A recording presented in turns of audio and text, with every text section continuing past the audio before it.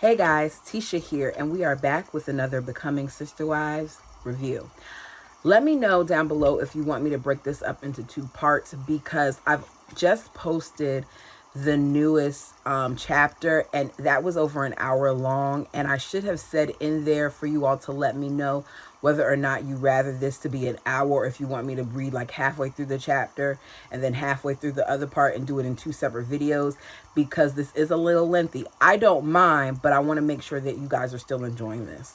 So we have Janelle. I was enchanted with the idea of polygamy when I married Cody. I was in love with my new faith, with the possibilities of love, family, sisterhood it offered. I imagined that my new sister wife, Mary, would immediately become my best friend. I believed that Cody would have no trouble navigating between us. I was so taken with the storybook notion of happily ever after that I was completely unprepared for the reality that awaited me. I don't understand how she thought that this would be a storybook fairy tale situation when this was not her first marriage. Janelle, at this point, even though she wasn't married that long, should have been made aware by what she went through with her first husband that marriage does require work. Immediately after moving in with Mary and Cody, I began to lose my sense of self. While I never once doubted that I made the right decision in choosing both Cody and my new faith, I struggled to find my way in my new life and lifestyle. She never doubted that she chose Cody, but she did have doubts that she chose Mary, because aren't they supposed to choose each other? When I was young, I lacked self-esteem, I struggled with body image, and I didn't excel in any particular area of school. As I grew up and graduated from high school, I slowly started to find my way in the world. I realized what was important to me and what I valued.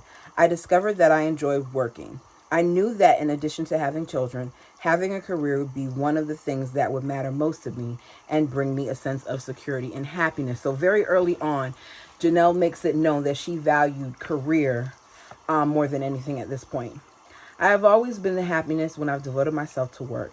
Although I wasn't sure what career path to follow, human resources, accounting, bookkeeping, I was determined to advance myself in the workplace, especially when my first marriage failed.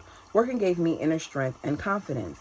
After Cody and I returned from our honeymoon, I moved into the guest bedroom of his and Mary's house. In no time, I came to feel like a guest who had overstayed her welcome. I felt like I'd not just barged into her house, but into their marriage. Mary and I went from cordial to frosty. So they were not friends. Once again, they were not friends. They went from cordial to frosty, which, if you have a friendship, you're more than cordial. We snipped at each other over the smallest things. When she was younger, Mary had quite an overbearing personality. It was clear I wasn't able to do anything right, or rather in the way that suited Mary. I folded Cody's clothes incorrectly, I brought the wrong dish soap, and I put away dishes in the wrong places. I've learned never ever to fold Mary's laundry for her, but to leave it in the dryer long after the buzzer signaled that it was done. She made it clear I was disrupting her household. That was a little passive aggressive of Janelle. I will say that everybody has their own ways of doing things, and folding your clothes should not have been made to be that big of a deal. I know I fold clothes differently than, example, my child, but for peace of mind, my child folds his clothes, I fold my clothes. If I fold his clothes, he knows I'm going to fold them my way. Now, in this case, maybe Cody liked his clothes a particular way, and as long as Cody wasn't complaining, Mary shouldn't have interjected. But at the same time, it's like, why is this a thing? Why are we making this such a big deal about the whole clothing thing and stuff? I was raised in a family that believed in keeping the water smooth. I'm a pleaser. I was raised to be non-confrontational, so I caved to Mary on all fronts. I'm so happy I was not raised this way. Many, many times I wanted to tell her off, give her a piece of my mind, but I just buttoned my lip and did things her way as best as I could. I've never felt as if the house was mine in any way. I kept to my bedroom as much as possible. We were all so young then and new to the principle in both theory and practice. I know now that our experience is by no means unusual for young plural families, and that the first year of living the principle is far and away the most difficult. Many couples do not press past this year, but divorce was never a question for us. We were committed to the lifestyle, as difficult and stressful as it may be. So it wasn't a question then, but it became one later. Our main problem was that we all lived under one roof, which never allowed me sufficient alone time with Cody. Cody didn't know how to behave as my husband in Mary's house. When we watched a movie together at night, Cody and Mary would sit together on the couch while I felt out in the cold, so I learned to separate myself. I began to physically distance myself as much as I could in our very small 3-bedroom mobile home. I didn't spend much time in the common areas, instead setting up my bedroom as my living space. Cody was gone at his sales job from 6:30 in the morning until 10:30 at night, 6 days a week, which made it even more uncomfortable. I would spend time at work, go out to spend time at the family ranch, and then come home and go straight to my room. So Janelle really had a closer relationship with Cody's side of the family than it seems that Mary did, because she was uncomfortable in her home, so she hung out with her mom at, I'm guessing, the ranch home or Wynn's home. I continued to pursue my study of the Native American arts and crafts and wild plant herbology, both of which were easier to undertake in the rural environment of the family ranch. My mother and Cody's father lived only a half hour away, so I spent as much time as I could up there. I threw myself into the life on the ranch, helping out as much as I could. Working outdoors helped me create an identity for myself outside of the family that I had just joined. It allowed me to clear my head and regain some sense of self. Mary and I were stuck at home with our disagreements far too often in the first years after I joined the family. We rarely spoke to each other, but we would tolerate each other. We were like roommates who didn't get along but managed to live together all the same. And this is insane to me. And I don't understand why Cody didn't step in, or why these two women didn't put their big boy pants on, panties on, whatever, big girl panties on, and do what they were supposed to do, which is talk. I thought, according to the Bible that I read, that it says when you have an issue with someone, you're supposed to go to that person and try to work it out. And when you can't, you bring in a third party. Why didn't they not bring in a third party? And when that didn't work, why didn't they go to the next step? I don't know what their faith says other than to suppress certain things, but I feel like this got out of hand. This was not the celestial plural marriage I'd imagined. It was uncomfortable and disheartening. Often Cody would take Mary with him when he worked out of state, which made me very resentful of her. I couldn't just take off from work, as she seemed to be able to do, but when Mary didn't work, she didn't get paid. I thought it was extremely flaky to blow off work for fun like that, especially when we were so broke. See, she resented Mary early on for more than just the fact that Mary talked to her a certain kind of way. She resented that Mary was not caring about things like finances. And that makes sense too, because if you're struggling, you can't afford to be taking time off just to go with Cody out of town. And Cody, knowing the situation, should have made sure that he was able to go on his own, because they needed that money in the household. Some of the family clucked their tongues when they saw Cody and Mary drive off on Sunday night after dinner at the ranch, leaving me to go home alone to our house in Powell. I was left home in an unfamiliar small town in Wyoming, far away from most of the people I knew. This was the first time in my life I've lived anywhere without many relatives or friends nearby. It was a terribly bleak time for me. My mother, of course, lived on the ranch where I spent a lot of time. She was the only person I could rely on during this difficult phase. While we were both able to commiserate a decent amount, she was also going through her own adjustment period. Like me, she was new to polygamy and didn't have all or even any of the answers about how things should be and how they should work. So both of it was blind leading the blind. Adjusting to any marriage, let alone a plural one, is an incredibly individual experience, and it is all encompassing. Your entire worldview and your entire cultural, personal, and religious awareness goes through a radical upheaval. You barely have time to worry about what's going on the outside world. I found that I had to do so much work readjusting my own parameters and shifting my own perspectives that I didn't think too much about what my mother's parallel experiences were. While I was aware that my mother was involved in many of the same personal and emotional struggles as I was, we didn't discuss them often. We supported each other and were available to each other, but we never explored the depths of our conversions together. We were both too wrapped up in our own transitions to examine these things as a team. But you said that y'all don't like confrontation and there's certain things that you all suppress. So this is what you learned, and you never undid that behavior, at least not back then. Even though my mother and I have never discussed, oh, didn't say, our initial experiences with polygamy with one another, it was comforting to have her within a driving distance. When I moved to Powell from Utah to marry Cody, I hadn't simply left all my friends and family behind, but I also alienated many of them by accepting polygamy.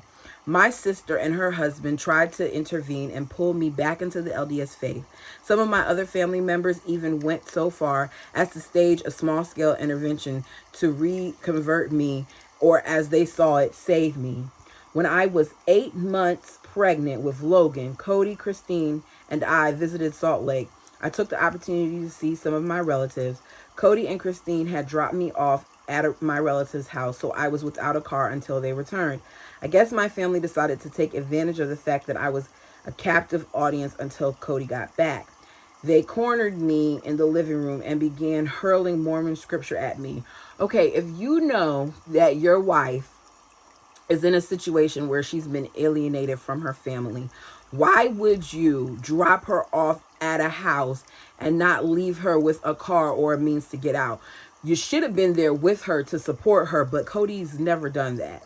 And Janelle, this should have told you that he was not going to be your support system. The fact that he was willing to leave you in your fragile state as a pregnant, newly converted woman and know that you were going to be around your family, and of course they were going to express their opinions, and you can't handle confrontation, he should have known that this was going to be bad. They told me that I was doing what I was doing by living with Cody. They didn't recognize our marriage was wrong. They said that I was giving up my blessing. I was furious and hurt. Eventually, I disengaged myself from them and told them that they could go hang it in their ears. I ran upstairs and waited for Cody and Christine to return. Many of my other relatives, such as my maternal grandfather, never forgave me and did not speak to me again. Over time, I've rebuilt many of these relationships, but those first years when I was new to the principle, losing my family really hurt. At least I still had my mother for support. She was by my side at our family gatherings, which made me feel as if it was not entirely shunned. Normally, I would have turned to my career as an outlet to bolster my self-confidence. But when I married Cody, I'd been forced to quit my stable job in Utah and move to Wyoming, a small town with few employment opportunities. While I did manage to find a job, I felt that I had wandered far off course from my career goals. About 6 months after marrying Cody, I discovered that I was pregnant. Naturally, I was thrilled. I had something of my own, something that would at least in part make me feel as if I were an important member of the Brown family, because we know that kids matter. Even though I hadn't managed to figure out who I was and how I fit into the family I had joined, I was proud to be bringing the first child into our world. So Janelle, even though she puts it that way, knew the significance of her not only having a child, but it being the first. I knew that it would be uncomfortable telling Mary that I was pregnant. She had been unable to conceive after 3 years of marriage. However, I have to say that I didn't care how she felt about my news. If it upset her, so be it. Of course, because as we know, they weren't friends. They were cordial. So I'm sure that she took some joy in letting Mary know, despite what Janelle is saying in this chapter. You're not fooling me, Janelle. Things were incredibly tough in our relationship, so her feelings were of little importance to me at that moment. Cody, of course, was beyond excited at the thought of becoming a father, but our happiness did little to smooth over the tensions in the household. During my pregnancy, relations between Mary and me reached an all-time low. I was physically exhausted and sick, which weakened my ability to put up with Mary's snide remarks and jabs. While she never overtly made me feel unwelcomed in the house, I rarely ventured out into the rest of the home. I felt completely disenfranchised, even though I was carrying Cody's child. Just before one of those trips, when I was being left behind once more, my pregnancy hormones were making me feel especially vulnerable. Cody had taken a new job, logging on a mountain, and I was upset to learn that he was again taking Mary with him. Mary took advantage of the situation to be exceptionally brutal. One of my friends and I had experimented with my makeup. As I was crying that I was being left behind, Mary began to ridicule the makeup I was wearing. This was the final straw. After all the passive aggressive behavior and the snide remarks I had been dealing with for so many months, I completely lost it. I felt as if I was on the verge of a complete nervous breakdown. Cody was on his way out the door when I stopped him. There were tears running down my face. I just need to know that you love me, I said. A strange expression crossed Cody's face. I felt as if he was going to laugh, not out of cruelty, but out of relief. Of course I love you, he said. That's all I needed to hear, I told him. That's it, Cody said. That's all I needed to say. I managed to nod through my tears, but the smallest things makes the greatest difference. But we were all so young and we had taken so much. Cody had a lot of learning to do. He was still naive, 25-year-old. Okay, I wonder how bad the comment was about the makeup. Because some of this, and I understand she was hormonal, and you all will let me know down below what you feel. Some of this to me seems like it's dramatic. I've been told before that something didn't look good. Now, I don't wear makeup like that, but I've been told before that something didn't look good on me, and my first inclination wasn't to cry. It was to look and see whether or not I agreed, and if I agreed, then okay, I might have taken it off, and if I didn't, I kept it on. But to sit there and that turned into you, okay, pregnancy. No, I wasn't like that when I was pregnant. Okay, whatever. I just feel like it wasn't that deep. And sometimes they think they take things so personally. All of them do it.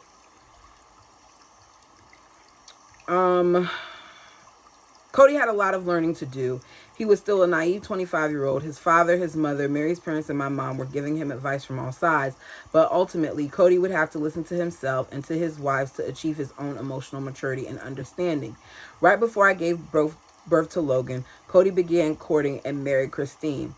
I was so committed to the principle that it didn't occur to me to be jealous. In fact, I was really excited at the prospect of having a wife in the family besides Mary and me.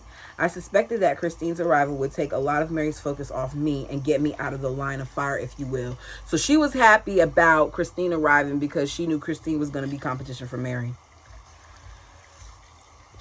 During their brief courtship, I was heavily pregnant, so I didn't have a lot of time or energy to worry about a new sister wife. I didn't know Christine as well as Mary did, but she seemed to be nice and sweet, if a little naive. It was clear to me that Christine didn't just want a relationship with Cody. She wanted to join our family. So, unlike these other two, Christine was really about the family. Because Janelle admitted out of her own mouth that she was interested in Cody. She didn't say anything about Mary. She said she thought that they would immediately become sister wives, but y'all weren't even really good friends when you were her sister-in-law. It seemed like she would be a good fit with us. I expected we would be better friends than Mary and I were, and I looked forward to that. Christine joined the family only a few months before Logan was born. She and I had our differences, but nothing serious. At first, Christine came across as something of a little princess. I was baffled by the fact that Christine didn't believe that she needed to work in order to contribute to the family. It's funny to say these things now because over the years, Christine has morphed into the cornerstone of our household stability and has worked tirelessly for everyone. Back then, however, she had little experience living apart from her parents and was clueless about many practical things. Initially, this grated on me. Despite these minor misgivings, Christine was a boon to our family. Almost overnight, the atmosphere in the household changed. Christine took Mary's focus off me, and some of the tension started to evaporate. Christine had grown up in the principles, so she knew the joys and the pitfalls of plural marriage. She was incredibly cheerful and energetic, and she saw the world through rose-colored glasses. Her sunny disposition was the perfect antidote to our sour environment that had prevailed in our household for far too long. As Cody likes to say, Christine saved our bacon. So they liked Christine because Christine was their entertainment, was their joy, was their light, which is part of the reason why Cody probably started to dislike Christine when Christine became vocal about some of the misgivings that she had with Robin's addition to the family. After a few months, Christine and Mary developed a camaraderie that allowed Mary to forget her grievances against me. I was able to take care of my baby and continue working, while Christine got her own apartment a few months after she and Cody were married. I still lived in the house like a roommate, but a lot of Mary's energy, both negative and positive, had been diverted to Christine. Unlike Mary, who knew Christine from years back, I had no history with her. Once the dust settled between my sister wives and they were able to put aside those initial petty jealousies that crop up at the beginning of almost any plural marriage, they spent a lot of time together. They had their own friendship, which I wasn't a part of. They would run to the store together or go off on small adventures. I felt if I was being purposefully excluded. I have always been overly sensitive to exclusion, even if I didn't want to be a part of the activity I was being left out of. This is the same person who is saying this, who we were always made to feel like is stoic, who we were always made to feel like likes to be separate from the family and all these other things. But here she's saying she didn't like to be excluded. Interesting. Most of the time when Mary and Christine were going off to do their own thing, I wouldn't have wanted to go on account of Logan. However, the simple fact that I wasn't being invited bothered me. Groups of their women are often difficult. Someone always feels as if she's getting shortchanged, even if it's all in her imagination. Initially, when Christine joined the family, this person was me. Once the bond between Christine and Mary was cemented, Mary was much less difficult to get along with. Our lives became more peaceful. I got a decent job at a government agency with good pay and started to feel a little bit more confident about my career path. While Cody and I still hadn't eased into what most people would consider a conventional marriage, one based on romantic love, we had developed a highly functional relationship. We communicated well with each other and we completed each other on an intellectual level. She did not fulfill Cody emotionally for many, many years, apparently. And he was not in love with her for many, many years, apparently. Not long after I had Logan, Christine and Mary each bore their first children, Aspen and Mariah. I stated before, for the purposes of this book, so I don't throw myself off, I'm going to call Leon the name that they were given at birth. I am not trying to disrespect what they now identify it as. I just struggle already. So know that I mean no harm by calling the name that they were given at birth. We started off on the greatest adventure of our lives, parenting an ever-growing brood of wonderful kids. A greater sense of camaraderie sprung out to raising our children together. Becoming parents as one family became the most essential part of our lives and the most defining trait of our family life. So here Janelle is saying that the kids is what connected them as a family.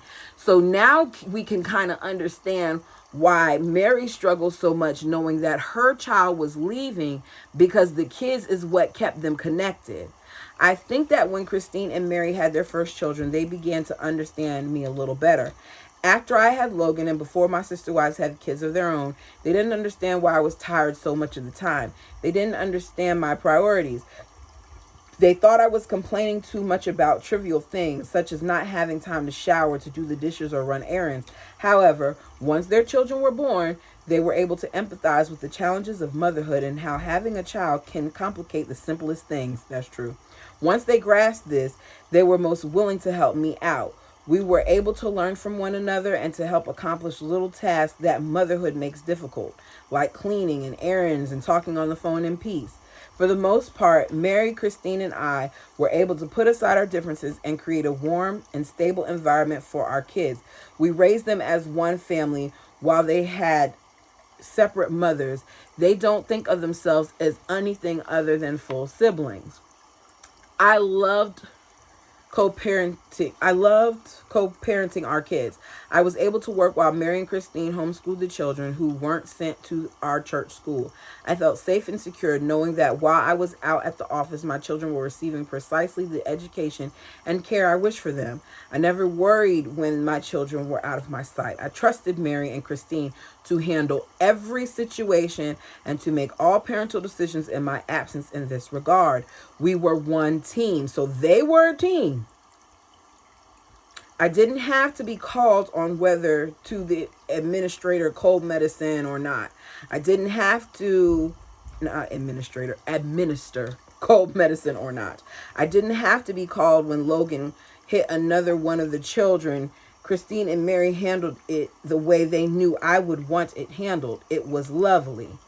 When he was little, Logan was a daredevil. He got into everything. He was fearless. One afternoon, Mary had heated up some syrup and placed it on the pitcher in the counter. It was far out of the reach of any of our children. However, somehow, Logan managed to rig up a contraption made from several chairs, which he climbed up to get his hands on the pitcher. He was too small to lift the pitcher and brought it crashing down on his head. The syrup scalded his forehead. Mary knew exactly what to do to minimize the burn. By the time I got home from work, there was only a little small mark on Logan's face. When you have as many kids as we do, these small traumas are not all uncommon, and not at all uncommon. Robin would have lost her ish if that happened to one of her kids. It wouldn't have been okay. Most of the time, when one of my kids got injured, I wouldn't find out about it until I got home from the office. By then, everything would have been taken care of by my sister wives.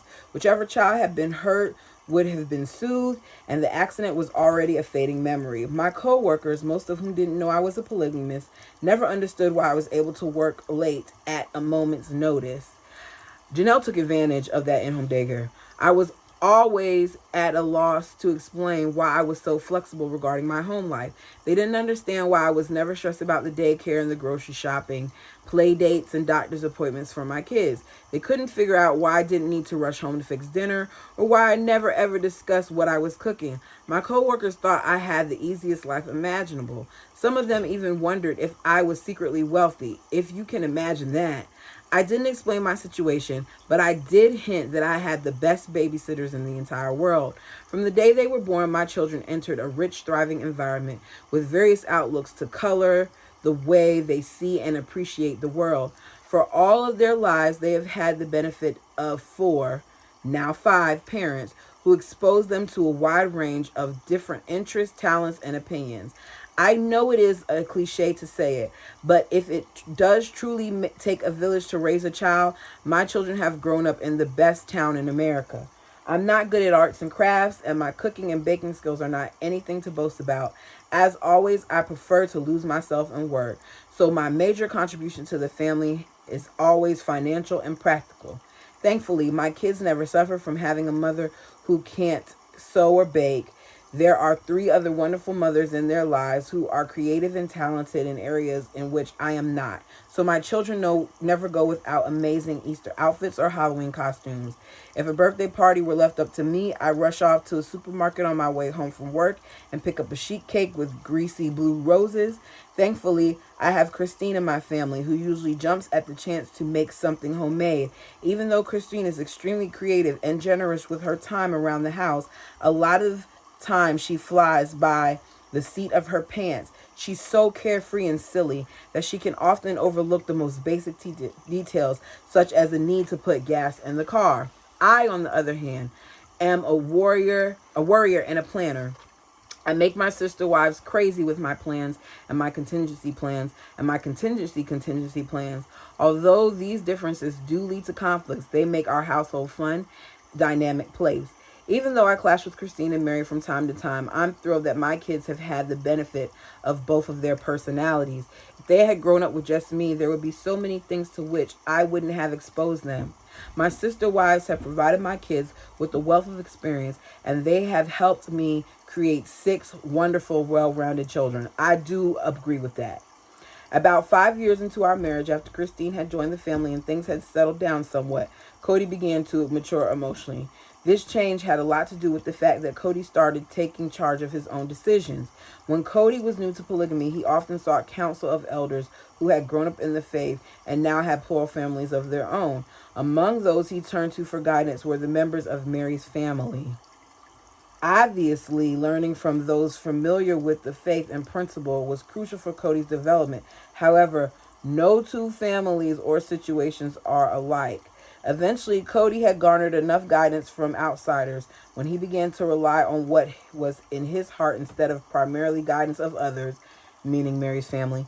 His emotional maturity began to show. He began to make decisions confidently, and he asserted what he wanted instead of what others told him to want. When this happened, he became a stronger leader in the household. He developed the confidence to take charge and stand up on his own 2 feet. While he still had a lot of responsibility with 3 wives and many little kids, he had grown into a profound sensitivity, and consideration, the likes of which I've never seen in any other man. I guess having 3 wives and many children taught him how to communicate with us in a clear and loving way. And he discovered how to devote himself to each of his marriages. He burst out of the fog in which he'd been wandering during those first tumultuous years and became the most sensitive and caring husband and parent I could have thought possible. Without his maturation, our lives as one cohesive and coherent family would have never been become what they are today. Although Cody had matured significantly and was no longer the naive, spontaneous romantic, with such a large family, we still had trouble making ends meet. For much of the first decade of my marriage, I lived with either Mary or Christine. Our house was crowded, and paying the bills was always a challenge. We never had enough money, no matter how hard we worked. This was the main point of contention in any argument I had with Cody, that we were practically on top of one another in our small house. There wasn't any room to breathe or think. Cody did the best he could, and I never once doubted his commitment to me or to our children. Whenever I expressed my grievances, Cody would always remind me I'm committed. I'm not going anywhere. I knew he never would. Because he wants you to go somewhere. He was the one and only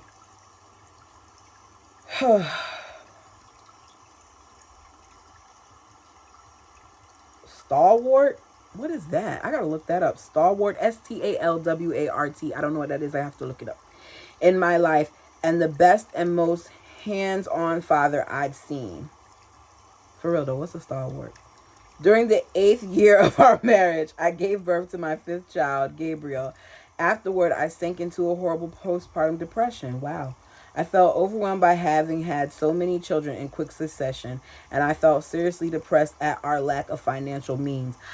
I remember when they were asked about like birth control before, and they chose not to answer it because they automatically went to thinking that people wanted to know whether or not he was protecting himself.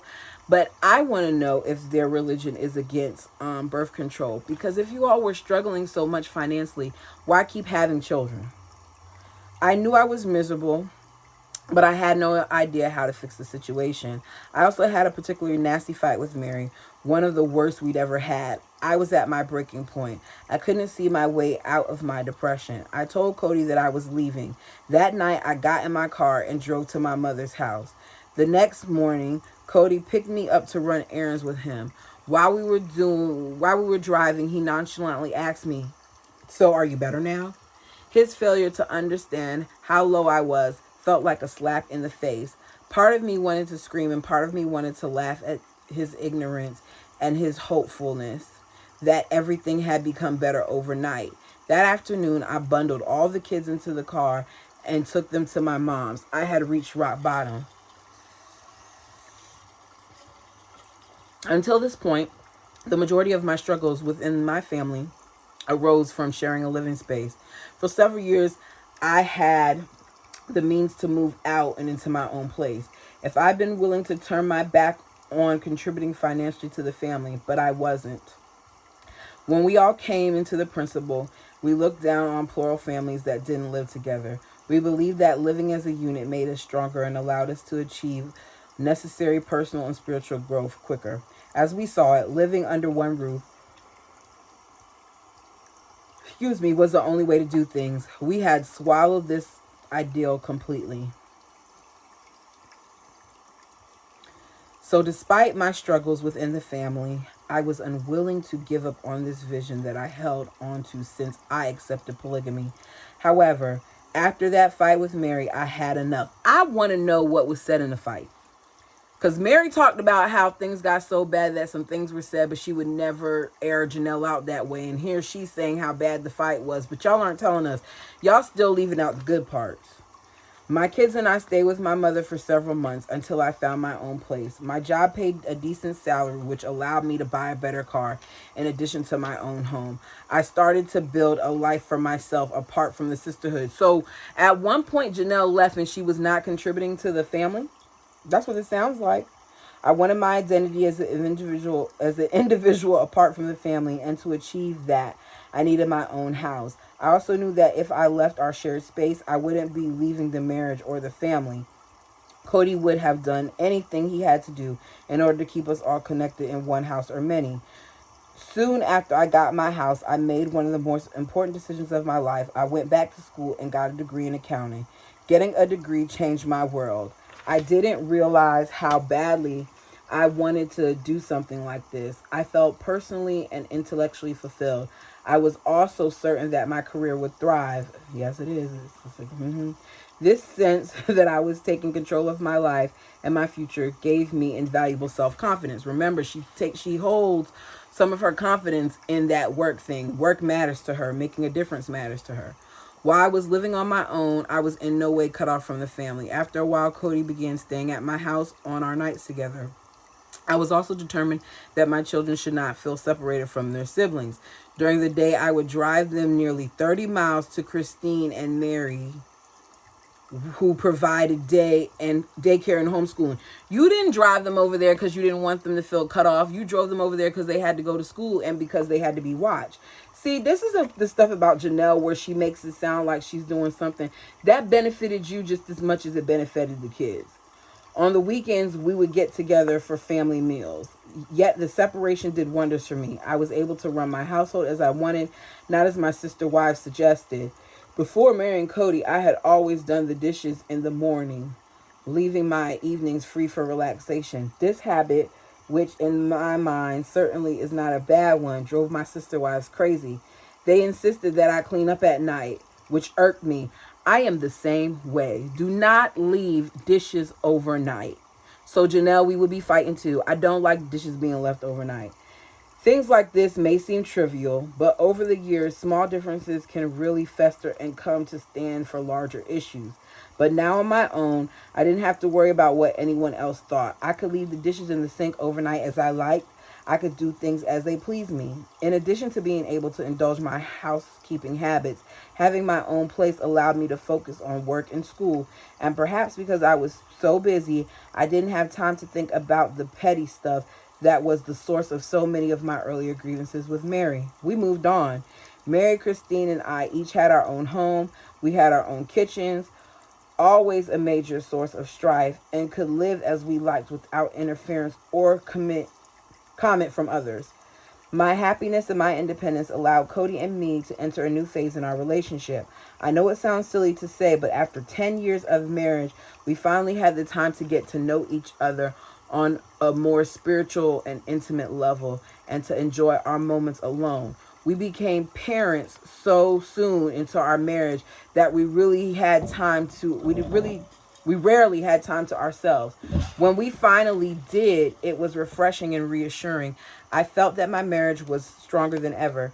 2 years after I'd established myself in my own house, Cody told me that he was moving the family to Utah. He had found a job for which he wouldn't have to travel. He would be home with his kids every night. Okay, I told him, see you later. No way was I going to give up the peace and independence I had found. I had a great job. I had a great house. I wasn't leaving. And most of all, I wasn't going to live with my sister wives under one roof again. I worried about what would happen if we all lived together once more. I was stubborn. I stood my ground for almost a year. But soon I started to miss the family, and I knew that my children really missed living closer to their siblings. As I was coming to this realization, Cody told me something that completely changed my mind regarding the move to Utah. He found a house, a big house with 3 separate apartments, each with its own living quarters, kitchen and living room and bedrooms. The house had several bathrooms. It was a polygamous family's dream. This was all I needed to know. My kids could be reunited with their siblings on a permanent basis. I could be close to the family, yet still have my space. I was delighted by this development. I had been alone for months, and I could no longer deny that I was incredibly lonely. I missed my family. I missed the everyday interactions, the liveliness, the chaos. The fact that we could all live together yet maintain separate living quarters felt like a dream come true, and it turned out to be just that. The big house changed everything.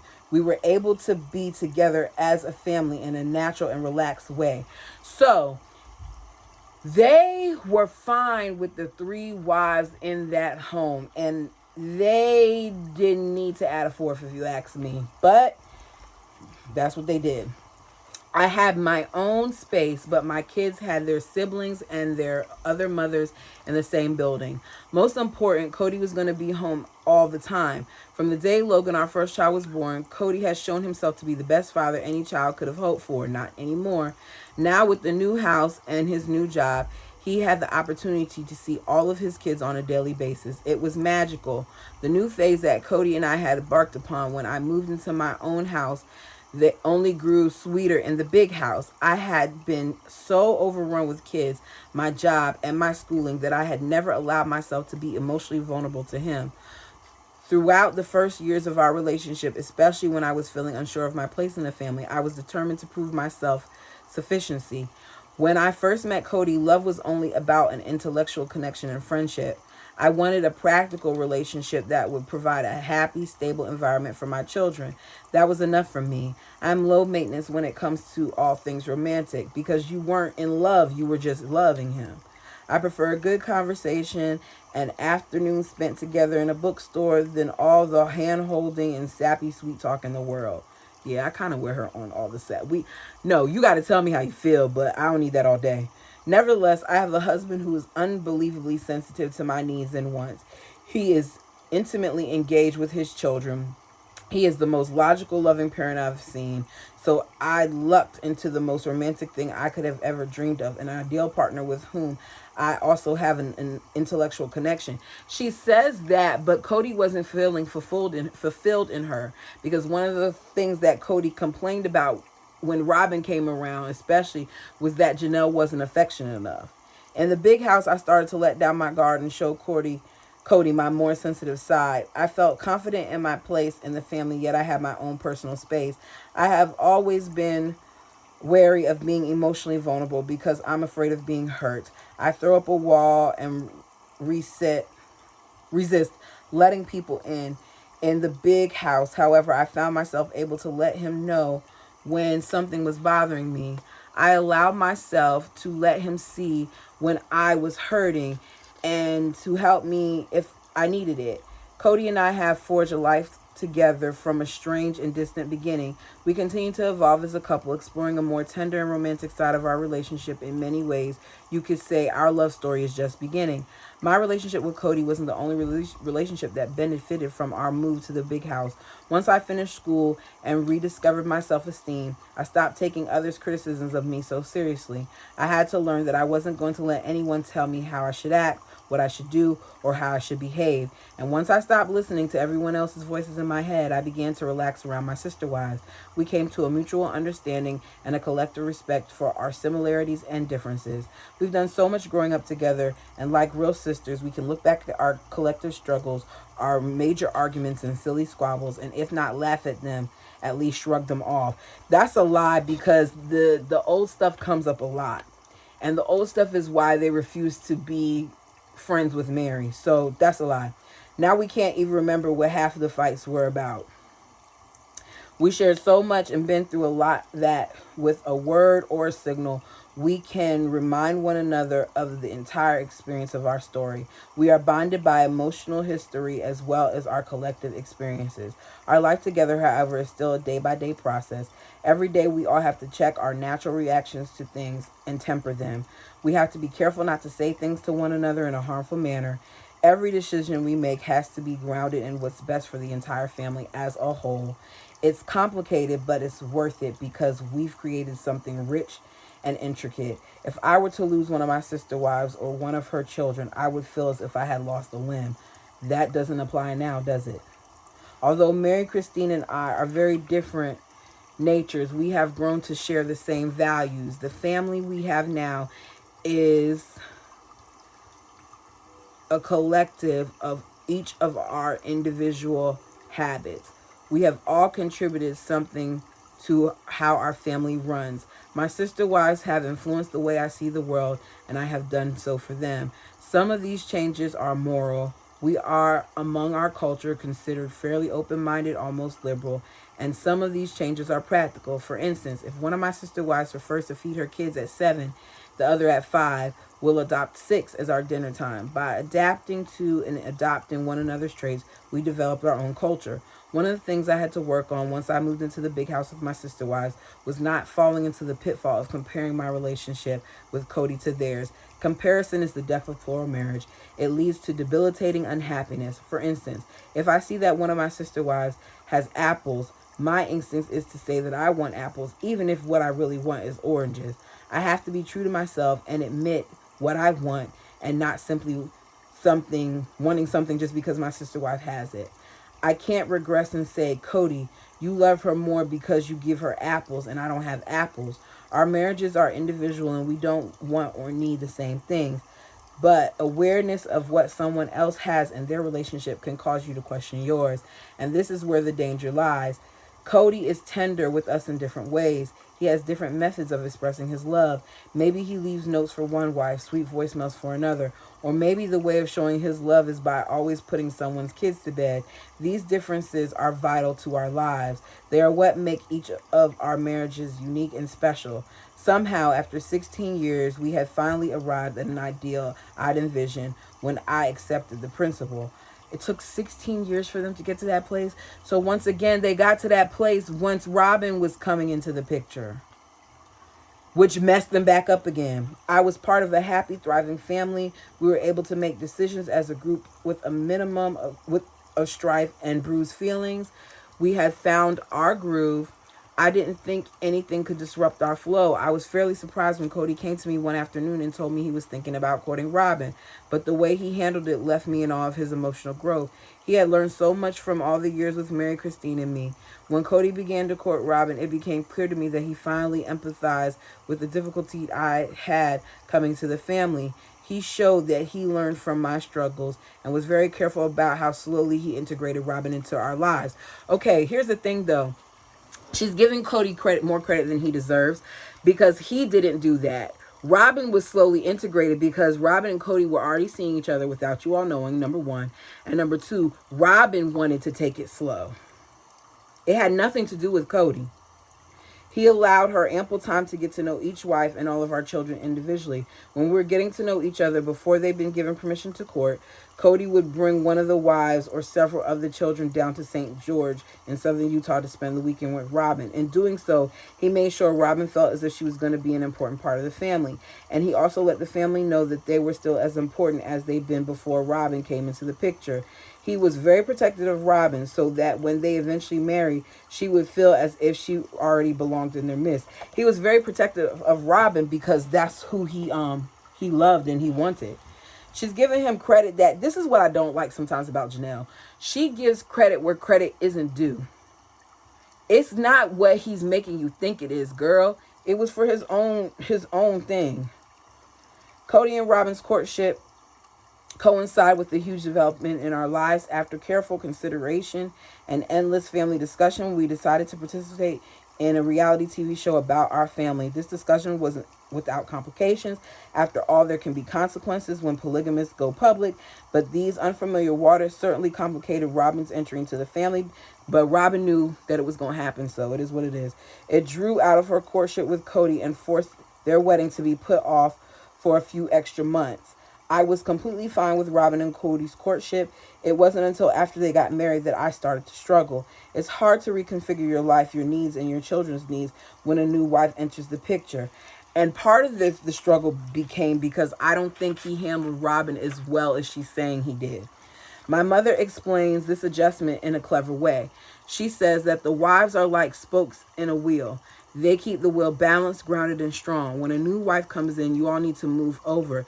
It's an uncomfortable adjustment at first, but when you get your groove, you're back even stronger because of it. Robin brought 3 children into the family, which was an exciting change. We decided that a good way to integrate our families was to enroll our kids, many of whom had been homeschooled in public school along with Robin's kids. So the kids had to go to public school just because Robin's kids were in public school. There are, of course, some parenting differences between the way we raised our children before Robin arrived and the way Robin brought her kids up. Since Mary Christine and I had so many children, we didn't have the time or the space to baby them. There goes that passive aggressiveness that she sometimes does. I agree though, because Robin's children are baby. If something didn't go their way, tough. Get up, brush yourself off, get on to the next thing. We're not catering to you. Robin coddles her children more, which is certainly understandable given their previous tumultuous home life. No, it's not, because a lot of that was made up. And guess what? We've all been through things, but that doesn't mean that coddling someone is what you should do. So we are learning from her and she is learning from us. This, like many things in our household, is a work in progress. The most important thing Robin has taught us is how to argue in a more effective and polite manner. With such a chaotic household, there are going to be a lot of family discussions. Sometimes these can become heated and they blow up. Before Robin came into the family, our arguments would often end unresolved with raised voices and slammed doors. Frequently, we were all worse off after a family discussion than before. So from time to time, it seemed worthless to discuss anything at all. Early on in their relationship, Robin and Cody got into an argument. However, through the example, Robin showed him how to take the time to talk a problem out and not walk away from it. Be more comfortable. Resolution has been reached. It's not true, because he didn't do that with the other wives. Maybe he did that with Janelle and he did that with Robin, but I didn't see him do that with Mary and Christine. These days, it's often Robin who takes the lead in our family discussions. She keeps a cool head and navigates us through difficult waters. She never lets us leave the room until we've settled an issue. Thanks to Robin, we're able to avoid bruised feelings and the long periods of unhappiness that used to follow our family talks. Even though Robin brought so much into our family during these few months, after she married Cody, I felt as if I were wearing the shoes on the wrong feet. Our rhythm was disrupted, and I'm afraid we were a little brutal on her. Robin went out of her way to extend olive branches to me.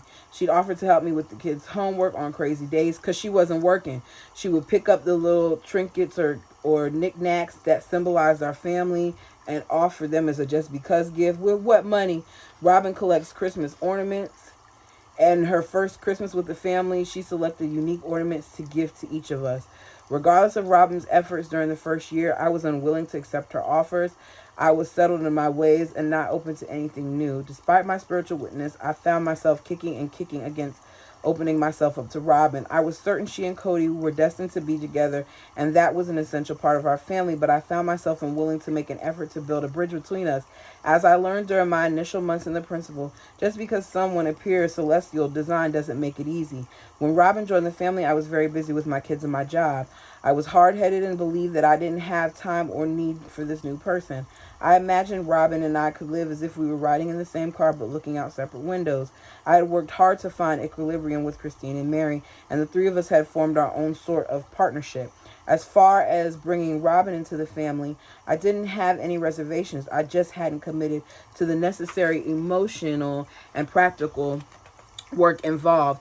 I wasn't sure that I needed or wanted to make room for a new person in my life, despite the fact that I felt spiritually convinced she should marry Cody. But after a while, I got tired of fighting against Robin and the potential friendship between us. I finally understood how helpful she had been in teaching our family how to communicate better. I realized that I was looking for a way to punish Cody and Robin for disrupting my life, and it took way too much time and energy to be angry with this woman who was trying so hard to open up to me. So I started letting her in. We still have a long way to go, but we've begun the journey, and I'm already starting to see the benefit of developing a relationship with Robin. But she tells us now her and Robin were never friends, so this relationship didn't go anywhere. Before, Cody told me that he had met Robin and wanted to court her. I never had any vision of her as part of our lives. I was satisfied with an adult unit of 4. I never saw her coming. Yet, when Cody mentioned her for the first time, I felt spiritually moved. Now that she's here, it seems that she was always meant to be here.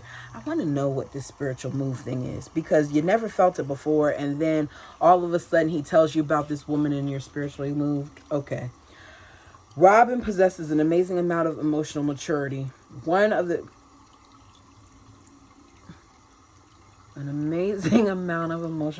Okay.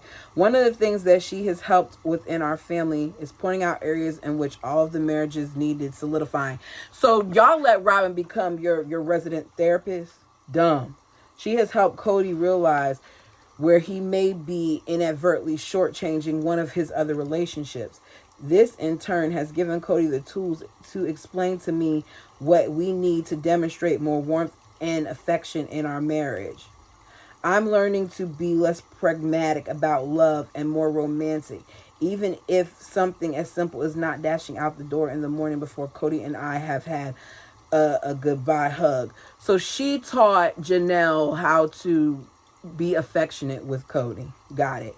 Over the years, Cody and I fell into the unfortunate habit of letting family business and finances dominate our alone time. These became the only things we ever talked about. Since I'm completely work oriented, it didn't seem strange to me discussing business matters on our dates. The fallout of this was that eventually Cody and I stopped talking to each other as husband and wife. Instead, we interacted like business partners. We've forgotten about the sweet side of our marriage. Something was clearly wrong. We both understood we needed to make a change. I recognized that I needed to change my tone with him and relearn how to talk sweetly and lovingly. I had began to understand that I could have more profound, caring, and emotional relationship with my husband if we put aside all the business chatter during our evenings together. Once I started doing this, I discovered that there is an unlimited potential to enrich our relationship. As a result, our marriage has grown deeper and more caring than I'd ever imagined it could be or even knew that I wanted it to be. Just like Cody and my individual relationship, our entire family is still evolving. We're learning more about one another every day. This is the beauty of the principle. It demands that you never stop working on yourself in order to be the best partner that you can be on this earth, which we know Cody stopped doing. There's no room for complacency. Naturally, there are bad days. There are times when I've said to my sister wives in the middle of a fight, I would never be friends with you, ever. If it were possible, I hate you. But I don't hate them. Not all at all. You don't pick your sisters. Sometimes you get along with your sisters and sometimes you want to kill them. But deep down, you always love them. Always. I wonder if she feels that way now. I wonder if she feels like she truly loves them. You guys, let me know what you think about Janelle's chapter. I feel like there are some parts that she kind of like fluffed over, that she gave Robin far more credit than I think she deserves. But we got to remember, in this time, she was still giving a version of herself. I would love to see what a book from them would look like now. Until next time. Oh, I take back my piece. Happy holidays. I hope you all had a great holiday. For those of you who weren't around family, like myself, I'm not really around family. I actually just took my mother to the airport, so it may feel a little different, but try to be grateful for the fact that you're here, even though you're missing some of those connections and some of those interactions. Be grateful that you're here, because some people did not make it to see this holiday season. Thank you all so much for sitting here and listening to me and reading along with me. Let me know what you feel. Until next time.